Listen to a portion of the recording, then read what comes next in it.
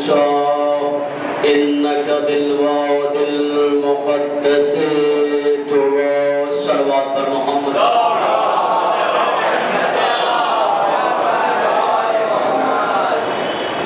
ہمارے جعفر بھائی کا پسندیدہ موضوع میں لے کر بیٹھا ہوں منبر پہ، نعلین مصطفیٰ. پہلی حضور کی جوتیوں کے فضائل پڑھنے ہمیں، اور بہت ہی عمدہ موضوع ہے. اب تک ہم محمد والے محمد کے فضائل پڑھتے رہے، آج اپنے نبی کی جوتیوں کے فضائل ذرا سا پڑھ لیا جائے. اور پڑھنے کے بعد یہ احساس ہوگا ہمیں کہ جس کی جوتیوں کے اتنے فضائل ہوں تو جوتیاں پہننے والوں کے کتنے فضائل ہوں. اور اس کے ساتھ ساتھ میں آپ کو قبل اس کے گفتگو کا آغاز کروں اور ایک دو باتیں بتانا ضروری ہے. یہ کہ یا جابر العزم الکثیر، یہ جملہ آپ نے سنا ہے شب قدر میں دعائے جوشن کبیر کے اندر، اور دعائے مشلول کے اندر بھی پایا جاتا ہے. یا جابر العزم الکثیر، اے ٹوٹی ہوئی ہڈیوں کو جوڑنے والے. معصوم فرماتے ہیں کسی کا چوٹ لگ جائے، ہڈی ٹوٹ جائے، اسے کثرت سے پڑھے بستر پہ لیٹا لیٹا، اتنی جلدی وہ ہڈی جڑ جائے گی کہ اسے احساس بھی نہیں ہوگا. آج دنیا کا ہر سائنسداں حیران ہے کہ کیا وجہ ہے، ان لفظوں میں کیا ہے طاقت، اور ان لفظوں کے بندے میں کون سی طاقت چھپی ہوتی ہے کہ جہاں ہماری دوائیں کام نہیں کرتی وہاں یہ جو ہے فٹافٹ کام کرنا شروع کر دیتی ہے. صلوات پڑھیں محمد. یا جابر العزم الکثیر، ٹوٹی ہوئی ہڈیوں کو جوڑنے والے، یہ اسم اعظم ہے، یہ اللہ کا اسم اعظم ہے. اور مظہر بھائی کا شام میں فون آیا تو میں نے انہیں بتایا یہ کہ آپ یہ پڑھیے، جلدی انشاءاللہ ٹھیک ہو جائیں گے.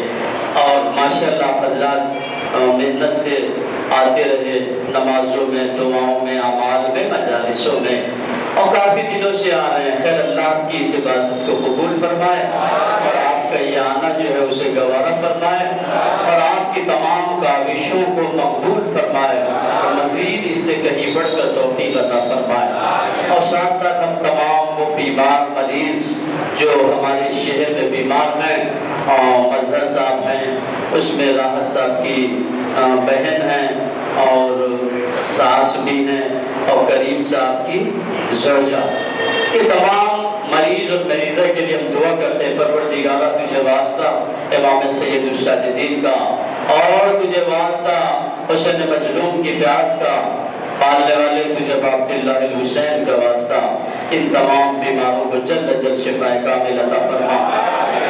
تجھے واسطہ محمد والے محمد کا جتنے مومنین یہاں موجود ہیں اور ان کی توفیقات میں اضافہ فرما اور انہیں مزید توفیق عطا فرما. پالنے والے ان کے رزق و کاروبار میں ترقی عطا فرما. ولی عصر کے ظہور میں تعجیل عنایت فرما. ہم سب کو ان کے ناصر و مددگار میں شامل فرما. صلوات پر محمد. اب ہم اپنا یہ سفر شروع کرتے ہیں. فَضْلَنَا عَلَيْكَ يَا مُوسَىٰ إِنَّكَ بِالْوَادِ الْمُقَدَّسِ طُوَىٰ. اے موسیٰ اپنی جوتیاں اتار، اس لیے کہ تو ایسی مقدس وادی میں آ چکا ہے جس کا نام وادی طویٰ ہے. یہ کیا ہوا موسیٰ کے لیے، کیسا واقعہ پیش آیا؟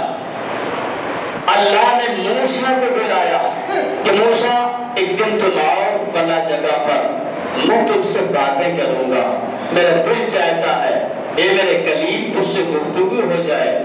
موسیٰ وہاں پہ پہنچے، اپنے مالک سے باتیں کرنے کے لیے پہنچے. جب ٹیلے کے قریب آئے، بلندی تھی، ٹیلے کے قریب آئے تو موسیٰ جوتیاں پہن کر چڑھنا چاہتے تھے. طرف سے آواز آ رہی تھی فَضْلَنَا عَلَيْكَ يَا مُوسَىٰ. موسیٰ یہ کیا کر رہے ہو، جوتیاں پہن کے آنے کی جرات؟ موسیٰ اسے اتار کے آؤ، اس لیے کہ اِنَّكَ بِالْوَادِ الْمُقَدَّسِ طُوَىٰ. موسیٰ تو پاکیزہ وادی میں داخل ہو چکا ہے کہ جس کا نام طویٰ ہے. ابھی بات نہیں واضح، کتاب سامنے رکھی ہوئی، اصغر صاحب نے رکھا، زیارات کی یہ کتابیں ہیں بے معصومین سے، کتاب میں جو ہے موجود ہے وادی مقدس طوا کا تذکرہ کہ یہ طوا ہے کیا چیز. اس میں وہ لکھ رہے ہیں صاحب کتاب کہ کربلا میں جو ٹیلہ زینبیہ جسے آپ کہتے ہیں، دیکھیے آل محمد کی پاکیزگی دیکھیے، طہارت دیکھیے. جو ٹیلہ زینبیہ جہاں پہ علی کی بیٹی نے کھڑے ہو کر اپنے بھائی کو ذبح ہوتے دیکھا تھا، اس ٹیلے پہ موسیٰ جا رہے تھے اللہ سے باتیں کرنے کے لیے. وہ علاقہ وادی طوا کہلاتا ہے. موسیٰ دیکھیے جہاں پر علی کی بیٹی کو کھڑے ہونا ہے وہاں موسیٰ کی جرأت نہیں ہے جوتی پہن کے جائے. اللہ بتا رہا موسیٰ خبردار جوتی پہن کے نہ جانا، مقام زینب علیہ ہے یہ، جوتی اتار کے جانا ہوگا. سوچئے جہاں ان کے قدم پڑ جائے وہاں انبیاء بھی جوتی پہن کے نہ جا سکے، اور ہم اور آپ پھر نجاست کی حالت میں نظر و نیاز کیسے کھا سکتے ہیں؟ صلوات پڑھیں محمد والا محمد پہ. یہ بڑی قیمتی بات تھی جو میں نے آپ کے حوالے کیا ہے. اور نالے نے مصطفیٰ کے فضائل سننے ہیں، جعفر بن خوش لطف لے رہے ہیں چونکہ یہ ان کا پسندیدہ موضوع ہے، اور ظاہر سی بات آپ سبھی حضرات کو پسند آئے گا. جوتیوں کے فضائل پڑھنے ہیں، احساس ہوگا کہ جن کی جوتیوں کے اتنے سارے فضائل ہوں اور جوتیاں پہننے والوں کے کیا کیا ہوں گے فضائل. اب رہا نالین کے بارے میں، ہمارے وہاں حدیث ہے. آپ کے وہاں کھانا بنانے والے نالین صاحب جو ہیں وہ بھی سن رہے ہوگے میری گفتگو، ہے یا نہیں ہے؟ موجود ہے. میں نے ایک دن ان سے پوچھا نالین کے کیا معنی ہیں؟ کہنے لگے گھوڑے کے پاؤں میں جو ٹھوکی جاتی، میں نے کہا غلط ہے. کسی نے بتا کسی نے بتا، میں نے کہا غلط بتایا. وہ الف سے نالین ہے اور یہ آپ کا نام عین سے نالین، عین سے نون عین نالین، یہ جوتیاں. نالین میں نے دو جوتی، اور نال الف سے ہے وہ گھوڑے کے اس میں ٹھوکی. فرق ہے، اس میں یاد رکھیے گا، یہ بہت بڑا فرق. اب چونکہ نالین کیا نام ہے؟ نالین علی، اور ظاہر سی بات ہے کہ علی کی جوتیاں بننا کسے نصیب ہو؟ بھائی شہباز قلندر جیسا کہتا ہے کہ میں علی کی گلی پہ کتا، کتے بن کے لوگ فخر کر کے اولیاء بنتے ہیں. ہمارا اگر علی کی جوتیاں بن جائے تو اس سے بڑا شرف کیا ہوگا ہمارے لیے. صلوات پڑھیں محمد والا محمد. شکریہ، یہ ہمارے لیے شرف ہے. ائمہ معصومین نے ہمیں تعلیم دی ہے، جوتی پہنو تو یہ کلر کی ہونا چاہیے، کالی نہیں ہو. کیوں؟ فرعون پہنتا تھا، نمرود پہنتا تھا. نوک نہیں ہونا چاہیے، یوں نوکیلی.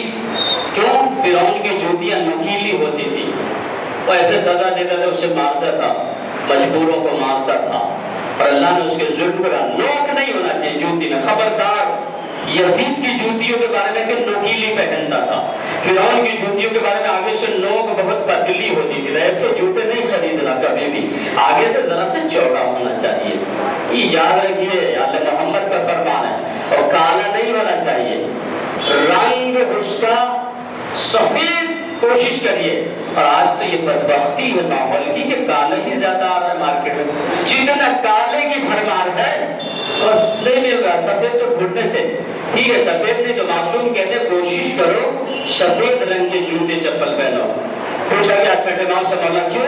تو مجھے اس ذات کی قسم جس نے میرے نانا کو نبی برحق بنا کے بھیجا ہے، یہ سفید رنگ کے جوتے اگر تم خرید کے لاؤ گے اپنی پسند سے، یہ چپل ابھی ٹوٹے گا بھی نہیں. یہ تیرے گھر اللہ مال و دولت کثرت سے بھیجے گا. یہ تہذیب الاسلام میں ہے یہ جملہ، حدیث موجود ہے. اتنے لیے ایک شخص آ گیا سفید جوتا پہنے ہوئے چاہنے والا. مولانا یہ بتا تو نے خود جان بوجھ کر بازار سے خرید کر لایا؟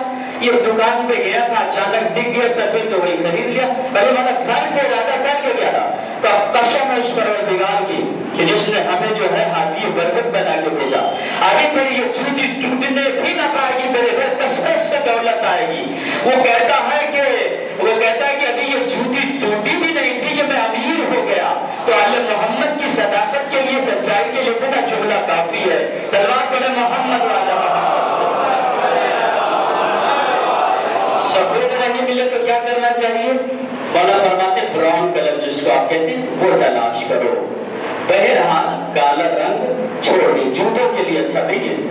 اور ہمارے وہاں اس میں تحفۃ العوام میں لکھا ہے کالا رنگ مکروہ ہے، کالے کپڑے پہننا. اور ایک طرف جو محرم میں پہننے کا وہ بعض نوجوانوں نے مجھ سے بھی سوال کیا آپ لوگ یہ کیا کر رہے ہیں؟ ایک طرف لکھ رہے ہیں کہ کالا کپڑا مکروہ اور ایک طرف محرم میں حکم دیتے ہیں.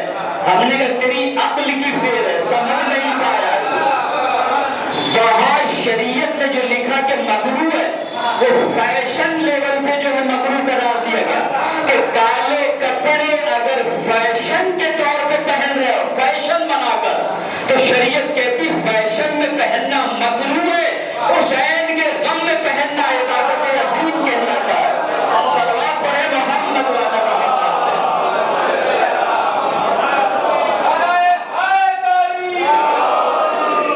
ایک اور صلوات پڑھے محمد.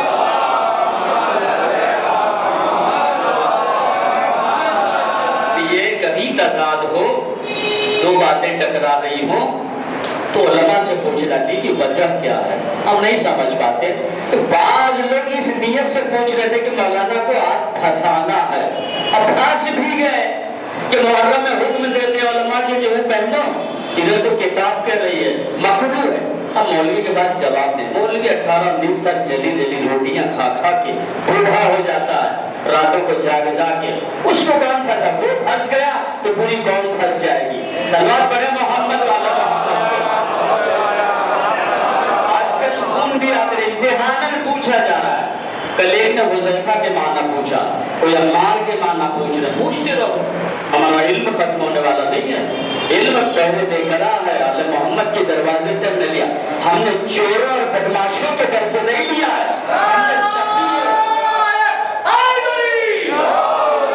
ہم نے سخی دروازے سے لیا ہے علم. کہ خود علی کہتے ہیں کہ مجھے محمد نے اتنا علم دے دیا ہے کہ ان کے دیے ہوئے علم کے ایک ایک حرفوں سے ہزار ہزار علوم کے دروازے کھولتا چلا جاؤ، علی کی زندگی کم پڑ جائے گی، علم بہت زیادہ ہو جائے گا. صلوات پڑھے محمد والا محمد. تو یہ جوتیاں پہننے کی تعلیم دی ہے ہمیں آل محمد نے. کوشش کریے گا سفید براؤن بہرحال کالی سے پرہیز کریے گا. لیکن بیوی اگر مل جائے تو اس سے بٹورنا بھاگیے گا. یہ جوتیوں کی بات ہو رہی ہے. اب ایک جوتی اور آپ کی نگاہ میں ہے. جوتے یاد ہے یا عراق لے کے چلو، اس کو کسی نے مارا تھا، اس نے مار کے جوتیوں کو لازوال کرا دیا کہ دیکھو آل محمد کی جوتیوں کے فضائل بعد میں پڑھنا، پہلے شیعوں کی جوتیوں کے فضائل پڑھتے چلو قیامت تک. تو آج پورے یورپ میں سو کمپنیوں نے بڑے ریٹ کر دیے تھے اس کے کئی لاکھ روپیہ. تو آل محمد کے دیوانوں کی جوتیاں جب اتنی مہنگی ہے تو ان کی زندگی کی قیمت کیا ہونا چاہیے. یہ ہو گیا. اب میں آپ سے کہتا ہوں کہ ایک جوتی اور آپ کے سامنے ہے، شاید یاد آ جائے. نمرود کو مارا تھا کس نے؟ خود اس کے درباریوں کے ہاتھوں سے اللہ نے مروا کے. بار بار یہ اللہ کیا کہنا چاہتا؟ تاریخ میں کثرت سے جوتیاں موجود ہے، بڑے واقعات ہیں. مچھر گھس گیا، کہتا مجھے مارو، چپل سے نہیں جوتوں سے مارو. ایک ہیل ہوتی تھی بڑی بھی مضبوط تھی، اس سے لوگ مارتے تھے. ہمارا کچھ آرام ملا. تو یہ خدا دو طرح کا خدا ہوتا ہے زمانے میں. ایک جو کائنات کا خدا ہے، ایک وہ جو مار کھا کے سکون پاتا ہے خدا، اور ایک وہ خدا جو دوسرے خداؤں کو پیٹوا کر جو ہے اسے سکون ملتا ہے. تو دو طرح کے. اور ایک جوتی اور وہ آپ کے سامنے یاد ہے آپ کو. ایک دو سال پیچھے مجھے تو ہر مہینے سے یاد ہے کہ یہ تو میں ایک گنا دوں کس دن میں نے پڑھی، وہ دن بھی مجھے یاد ہوتا ہے اور کیا پڑھا وہ موضوع بھی مجھے یاد ہے، ہر چیز یاد ہے. مختار نام میں نے عرض کیا تھا. ایک جوتی اور ہے آپ کے سامنے، مختار نے مارا ہے. جب ابن زیاد کا سر کاٹ کر مختار کے دربار میں تخت میں رکھا گیا، مختار کھڑے ہو گئے کرسی چھوڑ کر. اچھا یہ مجنون کا سر ہے. مختار نے اپنا جوتا اتارا اور سینکڑوں اس کے منہ پہ سینکڑوں جوتیاں ماری. اتنا مارا کہ اس کی ناک پھٹ گئی. مختار نے دیکھا جوتیوں میں کھول لگے، اپنے غلام کو کہیں دھرا، یہ جوتی کو غسل دے کر لا. دریائے فرات نے کہا کیوں؟ کہ اس لیے کہ ہم نے کائنات کے سب سے نجس ترین آدمی کو مارا ہے تو میری جوتیاں نجس ہو گئی ہے. تو مختار بتا رہے تھے کہ قاتل حسین سے زیادہ کائنات میں نجس کوئی شے نہیں ہوتی ہے. پوچھنے والے محمد سب سے زیادہ چیز یہاں تک ہمارا سفر طے ہو گیا، اب ہم آپ کو لے چلتے ہیں آگے کے سفر کی طرف۔ ہم چلتے پہلے سورہ مومنون میں، اللہ کہتا ہے کہ لا الہ الا ہوا رب العرش الکریم، نہیں ہے کوئی اللہ مگر وہ وہی ہے، فقط اس کے سوا کوئی معبود نہیں ہے، وہ اس عرش کا رب ہے، مالک ہے جو کریم ہے، یعنی اپنے عرش کی صفت بتاتا ہے کہ میں وہ اللہ ہوں کہ ایسے عرش کا مالک ہوں کہ میرا عرش کریم ہے، یعنی عزتوں والا میرا عرش ہے۔ سورہ بروج سورہ نمل میں کہتا ہے کہ لا الہ الا ہوا رب العرش العظیم، اللہ کے سوا کوئی معبود نہیں ہے، وہ ایسے عرش کا مالک ہے کہ جس کا عرش عظیم ہے۔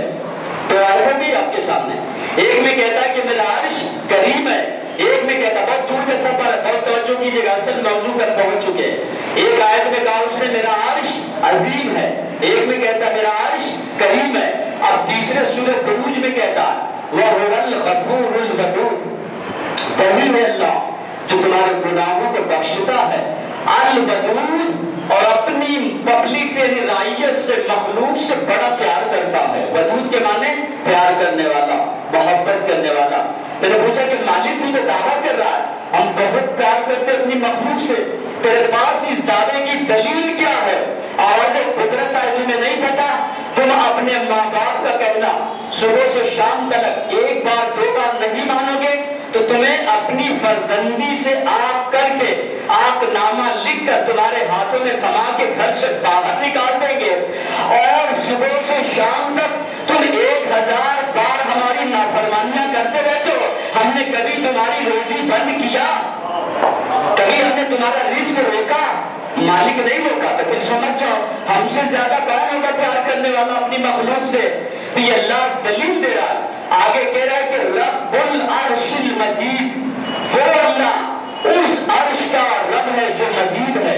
تو 3 آیتیں آپ کے سامنے ہو گئی، کیا؟ ایک آیت میں کہا عرش مجید ہے، ایک آیت میں کہا عرش قریب ہے، ایک آیت میں کہا عرش عظیم ہے۔ عظیم کے معنی عظمتوں والا، مجید کے معنی بہت بڑے رتبوں والا، اسی سے بنا ہے امجد، یعنی بہت بڑے رتبے کا مالک، اکرم، بہت بڑی کرامت اور عزتوں کا مالک، اعظم، بہت زیادہ بلندیوں کا مالک۔ تو یہ 3 لفظ ہیں، اللہ کہتا ہے میرا عرش عظیم، میرا عرش کریم، میرا عرش کیا ہے؟ مجید۔ تھوڑا ساتھ دیتے چلیے کہ میرے لیے آسانیاں ہوتی رہیں۔ اللہ کا عرش عظیم، اللہ کا عرش کریم، اللہ کا عرش مجید، ایک عربی میں گرامر کے حساب سے سیدھا ہے، جیسے مجید سے امجد، بہت زیادہ فضیلتوں والا، درجے والا۔ اب اس کے آگے عربی میں کوئی لفظ ہی نہیں ہے کہ ذاکر کسی شے کی فضیلت بیان کر سکے اس سے زیادہ۔ مثلا امجد یہ آخری سے گا، مجید کا فضیلت کا لفظ امجد، بہت زیادہ رتبے والا، اعظم، عظیم سے اعظم، بہت زیادہ عظمتوں والا، اور اس کے بعد کریم سے اکرم، بہت زیادہ عزتوں والا۔ اس کے بعد کوئی لفظ ہے نہیں۔ تو اب بہت توجہ ہے، میری طرف دیکھیے گا، اللہ کا عرش کریم، اللہ کا عرش عظیم، اللہ کا عرش مجید، اب اس کے آگے کوئی بلندی ہے ہی نہیں۔ عرش سے اوپر ہے کوئی شے؟ نہیں ہے۔ کرسی سے اوپر ہے کوئی شے؟ نہیں ہے۔ آج میں آپ کو عرش کسے کہتے ہیں، کرسی کسے کہتے ہیں، اسے میں بہت دور کا سفر کر رہا ہوں، جوتیوں کے فضائل سننے ہیں نا آپ کو۔ عرش اس کو کہتے ہیں جہاں سے مکان کی سرحدیں ختم ہو جائیں، اسے عرش کہتے ہیں۔ عرش کے معنی آسمان نہیں ہے، عرش وہ جگہ جہاں سے لامکانی شروع ہوتی ہے، یعنی اب اس کے بعد سے آپ کو کبھی کوئی مکان آگے کی سرحدوں میں نظر نہیں آئے گا، کوئی شے دکھائی نہیں دے گی۔ تو عرش اس کو کہتے ہیں جہاں سے لامکانی شروع ہوتی ہے۔ اس کے اوپر کرسی ہے، کرسی کے معنی یہ نہیں ہے چیئر جس پہ آپ بیٹھتے، نہیں، کرسی سے مراد اللہ کا وہ مقام، وہ جگہ جہاں سے زمانہ ختم ہو جاتا ہے، آگے لازمانی کی سرحد شروع ہوتی ہے، یعنی کرسی کے آگے سے زمانہ نہیں ہے، صبح شام نہیں ہے، ہفتے مہینے نہیں ہے، صدیاں نہیں ہے، برس نہیں ہے، وہاں سے لازمانی شروع ہوتی ہے، تو وہ آخری حد ہے۔ تو اللہ نے بلندیوں کی آخری حد کو کیا کہا؟ کرسی اور عرش، اس کے بعد کوئی بلندی نہیں ہے۔ اب ہم نے ایک دن دیکھا کہ جو اس کا عرش عظیم تھا، جو اس کا عرش کریم تھا، جو اس کا عرش مجید تھا، ایک دن میں نے تاریخ میں دیکھا کہ وہی عرش جو مجید ہے، جو کریم ہے، جو عظیم ہے، محمد کی جوتی اس کے اوپر ہے، وہی عرش نیچے آ گیا۔ اسی عرش کو جو سب سے بلند ہے، ہم نے دیکھا وہ عرش نیچے ہو گیا، میرے نبی کی نالین اوپر ہو گئی۔ تو آپ کیا ہو گیا؟ اگر عرش عظیم ہے تو محمد کی جوتی اعظم ہو گئی، ہوئی ہے نہیں گرامر کے حساب سے؟ اب اگر عرش مجید ہے تو میرے نبی کی نالین امجد ہو گئی، اور اگر عرش کریم ہے میرے نبی کی جوتیاں اکرم ہو گئی۔ تو عرش اور کرسی سے افضل میرے نبی کی جوتی، تو جوتی محمد کی افضل ہے ساری کائنات سے، یعنی جس کی جوتیوں کی برابری اللہ کا عرش نہ کر سکا، یہ بد شکل ملا محمد کی برابری کرے گا۔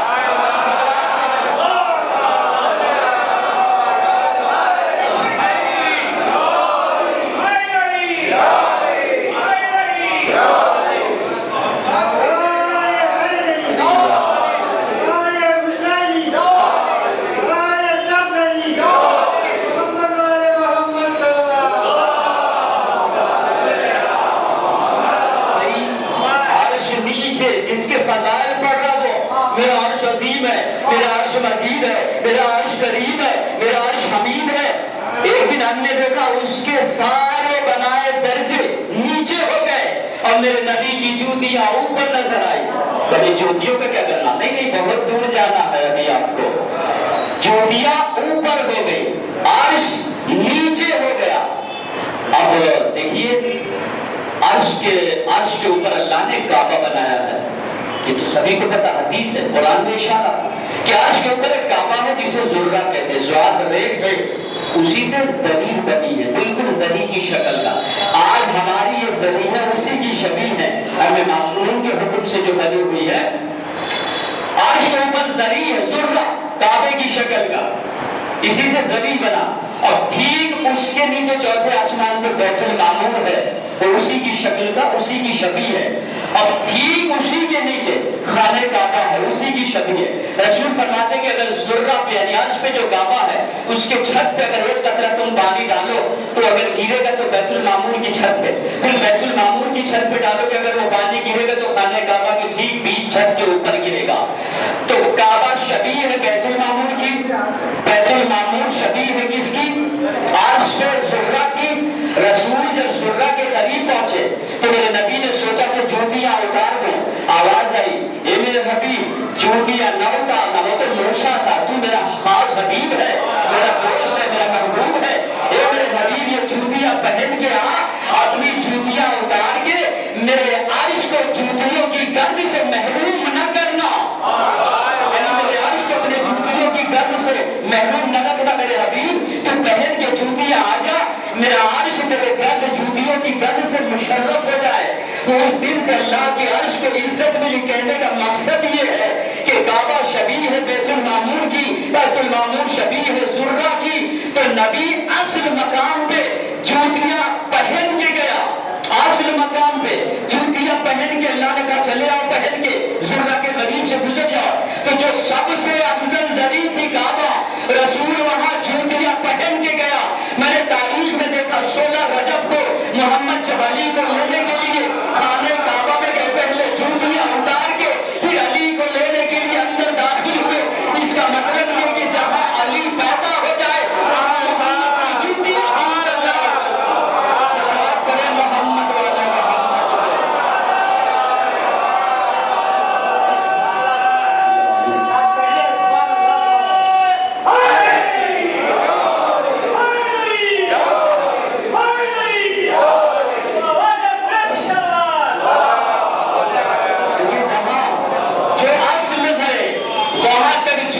پہن کے میرا نبی پہنچ گیا، اور جب علی کی چائے ولادت پہ آتا ہے رسول، تو پہلے کعبے سے باہر جوتیاں اتار کے تب علی کے چائے ولادت پہ پہنچتا ہے۔ جبکہ یہ شبیہ ہے کعبہ اس کی ذرہ کی، یعنی شبیہ کی شبیہ ہے، یعنی شبیہ کی شبیہ۔ ذرہ کی شبیہ کیا ہے؟ بیت المعمور. بیت المعمور کی شبیہ کعبہ، یعنی کعبہ شبیہ کی شبیہ ہے. تو جو اصل ہے وہ رسول کا ہے، جوتی پہن کر، اور جہاں علی پیدا ہوا جوتیاں اتار کے جائے. یہ مقام علی بتانا چاہتے تھے رسول کہ اگر اللہ اپنے حبیب کو عرش پہ بلائے تو جو ساری دنیا عرش کے قصیدے پڑھ رہی ہے وہاں محمد جائے تو اللہ کہتا حبیب یا کوئی بات نہیں، جوتیاں پہن کے آ جاؤ. یا علی کے فضائل اللہ بتانا چاہتا کہ دیکھو اللہ کا عرش اور محمد کا جانشین دونوں میں فرق یہ ہے کہ جب عرش پہ محمد آئے تو اللہ کہتا جوتیاں پہن کے آ جا. علی کے گھر میں جاتا ہے محمد، اللہ کہتا نہیں حبیب یہ میرا نفس ہے، خبردار اس کے قریب جانا تو جوتیاں پہن کے نہ جانا. صلوات پڑھے محمد.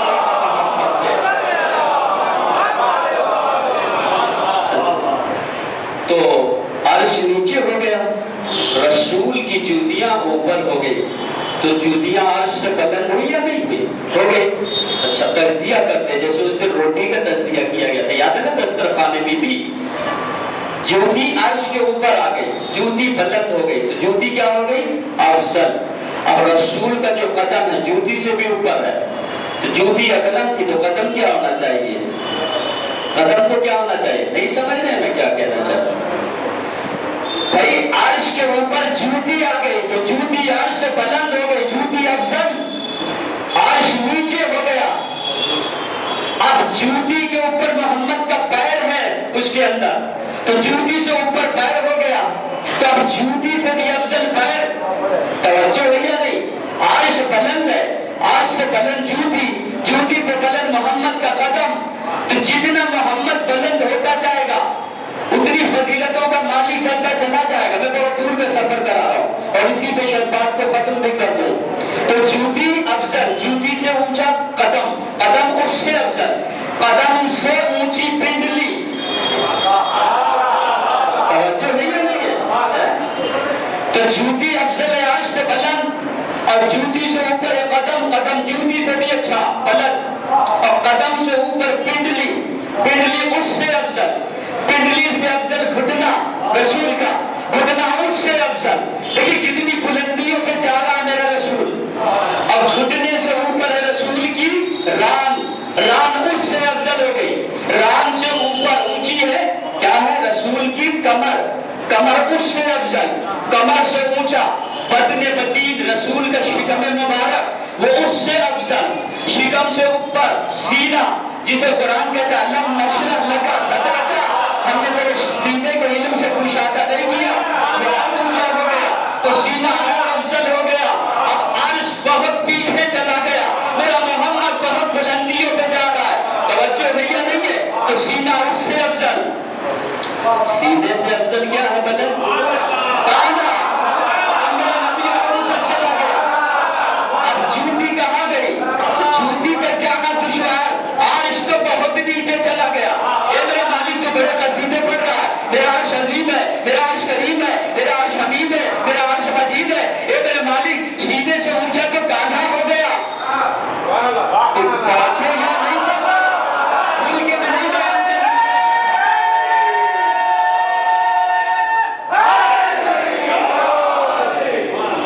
آپ میں کھل کے نہیں سوچتا تھا بیان کرو، آپ کے امتحان کا ذہنی امتحان میرا تھا. تو سینے سے اونچا کیا ہوا؟ دوش، کاندھا. آپ کاندھے پہ چڑھ کے خود کس نے بولا محمد بھی نیچے، جوتی بھی نیچے، میرا مولا علی ساری بلندیوں کو پار کر گیا. صلوات پڑھے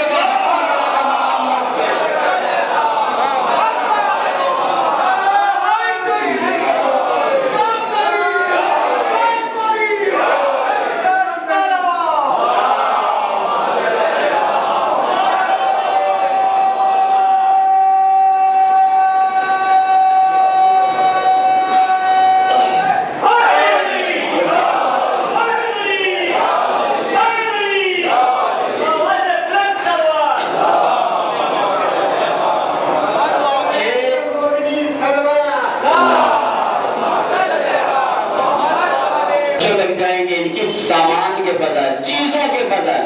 اور میں باقی جوتیوں پہ کچھ پڑھ چکا ہوں، باتیں یاد دلاتا چلو چونکہ موضوع ہے اور موضوع میں جو چیز آ جائے چاہے پڑھی جا چکی بھی ہے نا، جو آ جائے وہ بھاگ نہیں سکتی، موضوع میں تو لپیٹ لی جائے گی۔ یاد ہے ابو ہریرہ نے کیا کیا تھا؟ 3 دن سے بھوکا، وہ کہتا مدینے میں آل محمد کے سوا مجھے کھانا کھلانے والا نہیں پیدا ہوا، اور صفہ میں سے تھا۔ اصحاب صفہ سمجھتے ہیں؟ صفہ کے معنی پتہ تھا، چلو صفہ بھی یہ ہر گہرائی میں اتریے، علم حاصل کریے تو گہرائی میں اتر کر، اس لیے کہ ہمیشہ موتی مونگے علم کی سمندر کی گہرائی میں ہوتے ہیں، اوپر بلبلے ہوتے ہیں صرف، تو ہمیں گہرائی میں اترنا۔ صفہ مسجد نبوی کے سامنے ایک چھپر، جیسے آپ 15 کہتے ہیں تیل وغیرہ کا ڈالتے ہیں، اس میں کھجور کے پتوں کا یہ چھپر ڈال دیا اور یوں لکڑی گاڑ کے، جو باہر سے آتے تھے جن کے گھر نہیں ہوتے تھے وہ آگے کلمہ پڑھتے تھے دشت نبوت میں، تو ان کو گھر نہیں ملتا تھا، رسول کے دیش میں لوگ رہ سکتے ہو اور اسی صفے میں سو، صفہ کے معنی ہے چھت کے، تو ان کا جو چاہے وہ کھانا دیتے، روزانہ لوگ لا لا کر اپنے گھروں سے لیتے تھے، یہ اصحاب صفہ کہلاتے تھے۔ ابو ہریرہ اصحاب صفہ میں سے تھا اور سب سے جھوٹا راوی، جتنی بڑی فیکٹری حدیث کی جھوٹی حدیث ہوتی اس کے پاس تھی، کسی کے پاس نہیں تھی۔ یہ بہت جھوٹی حدیثیں کرتا تھا، کبھی کہتا تھا اکے کی پیاز مکے میں کھاؤ تو 100 حج کا اور 100 عمرے کا۔ اس جاہل کو یہی ملا تھا، پیاز کھانے میں ثواب ہے، نماز پڑھنے میں نہیں، پیاز کی حدیثیں بیان کر رہا ہے، کبھی کسی چیز کی حدیث بیان کر رہا ہے، اس طرح حدیثوں کو چینج کرتا تھا، گڑھتا بھی تھا۔ وہ 3 دن ہو گئے کھانا کھائے ہوئے، رسول اللہ نماز پڑھنے، جوتیاں اتار دی کھجور کی، جوتیاں تھی پتیوں کی، اور رسول کی جوتیاں، یہ وہ جوتیاں جو عرش کو چھو کر چوم کے آئی ہیں، تو ظاہر سی بات ہے ادھر نبی نماز میں گئے، ادھر اس نے کیا کیا، 2-3 لوگوں کو لیا کر چلتے ہیں، ہو گیا کام، آج کی روزی کا انتظام ہو چکا، اٹھایا لے جا کے بازار مدینہ میں بیچا، اس سے کھانا پانی لا کر کھانا بنانا شروع کر دیا، بریانی وغیرہ شروع ہو گئی۔ رسول نکلے تو دیکھا دروازے پہ جوتیاں نہیں ہیں، کیا ابو ہریرہ کیا ہو رہا ہے؟ کہ یا رسول اللہ ہو رہا ہے کھانا پانی ہو رہا، کیا کھا رہے ہو؟ اب جھوٹ تو نہیں بول سکتے رسول سے، آپ کی جوتیاں کھا رہا ہوں، تو سوچئے کہ جوتیاں کھانے والے کی اولاد جو ہے ہمیشہ جوتیاں ہی کھاتی رہے گی، اس لیے کہ نبی نے ادھر جوتیاں نہ کھلایا انہیں، اور ہمیشہ آج ہمارے وہاں اکثر جگہوں پہ ہے، یہاں تو اللہ کا شکر ہے میں نے دیکھا نہیں ہے، اکثر جگہوں میں مجلس سے پڑھیا دیکھا صاحب مولانا جوتا چوری ہو گیا، جب نصیحت کریے، میں کیا کروں نصیحت، تو اپنی جوتی کی حفاظت نہیں کر سکتے، بس اتنا ہے میں نے ممبر سے پڑھ دیا، بھئی یہ کوئی غلطی نہیں ہے ہماری، اب جو جوتی چرائے سمجھو کہ ابو ہریرہ کی نسل بھٹک کے یہاں آ گئی ہے، اس کی خطا نہیں، ابو ہریرہ کی نسل ہی جوتی چرائے گی، باقی کوئی اور جوتی نہیں چرا سکتا۔ تو آج سے یہ سبق ہمیں مل گیا کہ اگر کوئی جوتی لے کے جائے تو سمجھو ابو ہریرہ کا آدمی ہے، آل محمد کا آدمی نہیں ہو سکتا۔ صلوات پڑھیں محمد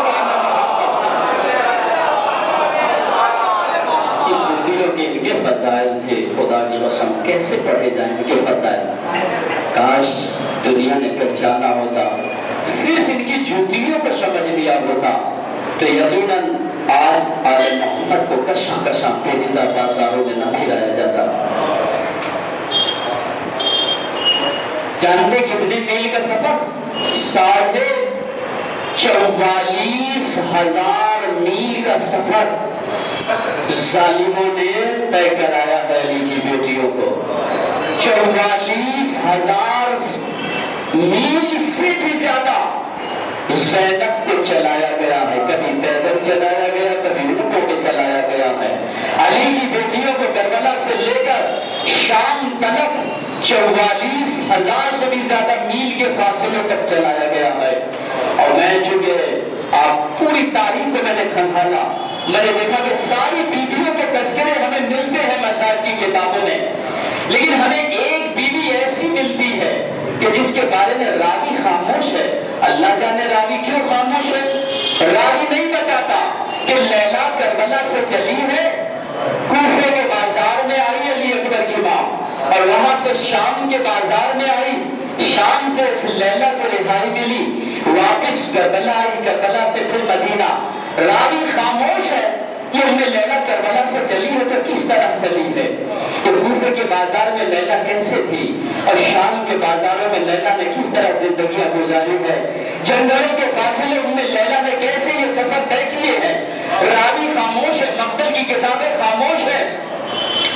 صرف 2 جگہ مجھے ملا ہے ام لیلا کا تذکرہ، 2 جگہ راوی نے، ایک جو ہے شام کے بازار میں ایک جھلک راوی نے پیش کیا علی اکبر کی ماں کی، اور ایک رہائی کے بعد مدینے میں جب کربلا والوں کی پہلی عید مدینے میں آئی ہے وہاں پر ام لیلا کی ایک جھلک نظر آتی ہے۔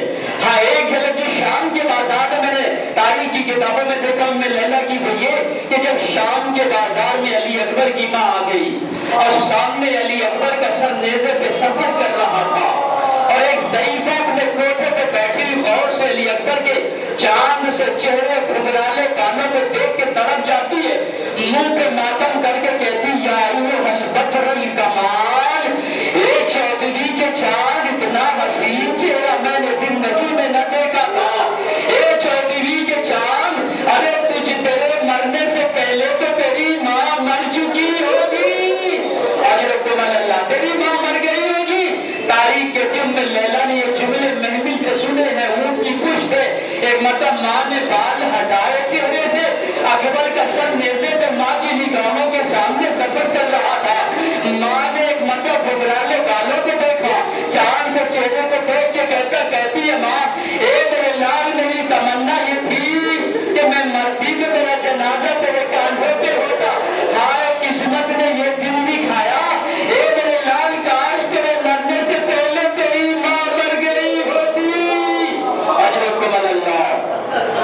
یہ ایک جھلک ہے بازار شام میں لیلا کی، عورت نے ہمیں دکھایا ہے صاحبان مقاتل نے، اور آخر میں ایک جھلک رہائی کے 1 برس کے بعد ام لیلا کو دکھایا مورخ نے کہ جب رہائی کے بعد بیویاں مدینے میں آئی ہیں تو رہائی کے بعد جب مدینے میں رہنے لگی، اس کے بعد جب پہلی عید مدینے میں آئی ہے ان کربلا کے اجڑے مسافروں کی، تو بڑی میاں کے کچھ آدمی مدینے میں آئے، آنے کے بعد مسجد نبوی سے دور کھڑے ہو گئے، کہنے لگے آج ہم ذرا دیکھتے ہیں کربلا کی یہ اجڑی ہوئی بیویاں، یہ آل محمد، یہ بنی ہاشم کے لوگ آج عید کے دن کیسے عید مناتے ہیں، کیونکہ یہ کربلا کے بعد پہلی عید ہے ان بیویوں کی، ان آل محمد کے گھرانے کی پہلی عید آئی ہے، ہم ذرا دیکھتے ہیں اجڑے ہوئے گھر کی عید کیسے ہوتی ہے۔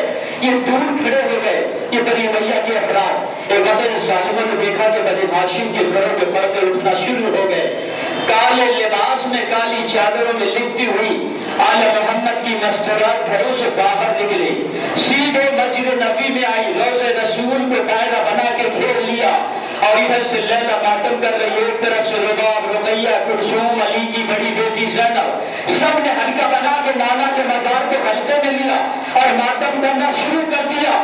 تاریخ کہتی ہے کہ ماتم اتنا غضب کا تھا، قیامت کا تھا کہ پورے مدینے میں ماتم و کوہرام مچ گیا۔ راوی کہتا ہے کہ ہم سے دیکھا نہیں گیا، ہم نے دیکھا کہ اچانک اس روضہ رسول سے ایک دراز قد خاتون کالی چادر میں لپٹی ہوئی آگے بڑھی، اس کے پیچھے ایک کنیز تھی جو اس کا بازو تھامے ہوئے تھی، ابھی وہ کچھ دیکھ کر زمین پہ بیٹھی اور اس نے یوں کلیجے پہ پکڑ لیا، چیخ مار کے رش کر کے زمین پہ گر گئی۔ میں نے آگے بڑھ کے اس کنیز سے پوچھا، اے کنیز اتنا بتا دے یہ بی بی کون ہے اور یہ رش کیوں کر گئی، چیخ مار کے کیوں ہوئی؟ اجرکم اللہ۔ تاریخ کہتی ہے عزیزو کہ کنیز نے جواب دیا، راوی تجھے پتا ہے یہ کوئی اور بی بی نہیں ہے، یہ علی اکبر کریل جوان کی ماں ام لیلا ہے، یہ کربلا سے چلی، اس کی نگاہوں کے سامنے اس کا اکبر مار دیا گیا، آج یہ زیارت رسول کر کے جیسے ہی